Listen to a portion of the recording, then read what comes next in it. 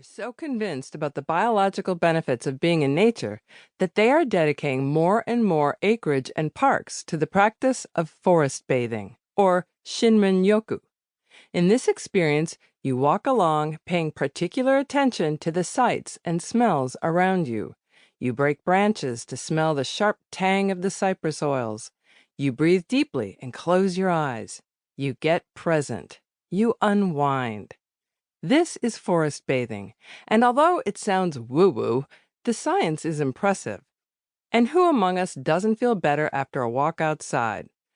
But unfortunately, the most outside many of us get is scurrying from our car to the office or home. And for our children, it's even more important that they get outside. Kids need nature. James Solace says, based on previous studies, we can definitely say that the best predictor of preschool children's physical activity is simply being outdoors, and that an indoor, sedentary childhood is linked to mental health problems. Another study on the effect of nature in children came to these conclusions.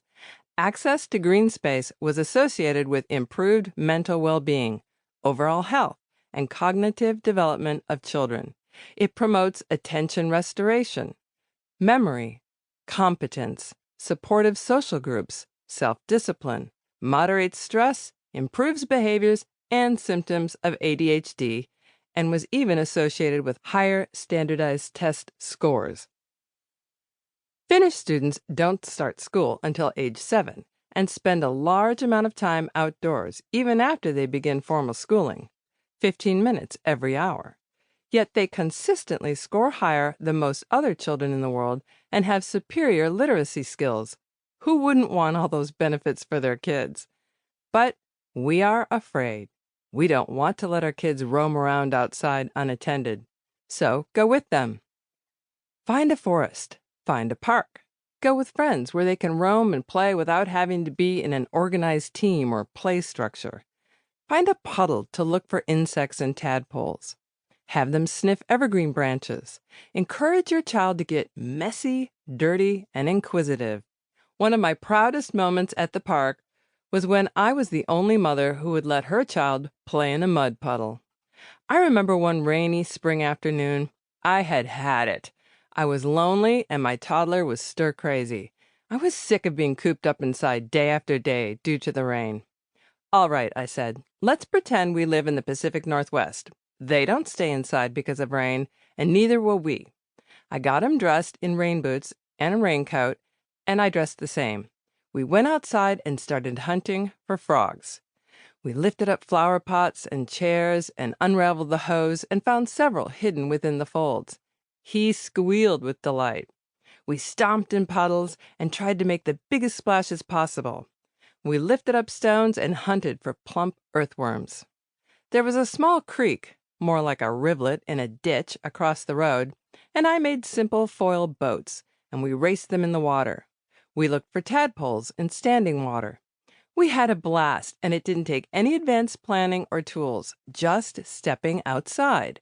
Science proves this will do far more for your child's brain development than staring at any screen. So how can we become more at home in nature and derive its benefits for ourselves and our families more often? It doesn't take much. You don't have to climb Everest, start backpacking every weekend, or travel to Japan. Just step outside. Maybe get a bird feeder and watch the birds. Learn what foods they like, what size birdhouses they need. Try to grow something. Sunflowers are easy. Walk the dog around the area.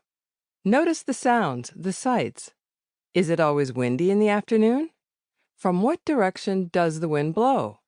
Step outside at night. Can you see the stars?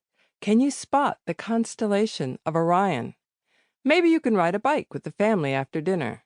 Maybe on the weekends you can go to an area to hike or stroll. Find a place with tree stumps or a creek or wildflowers. As my rainy day demonstrates, it doesn't take much to fascinate kids. The goal of this book is to have you fall in love with and delight in God's handiwork and to discover His heart in it.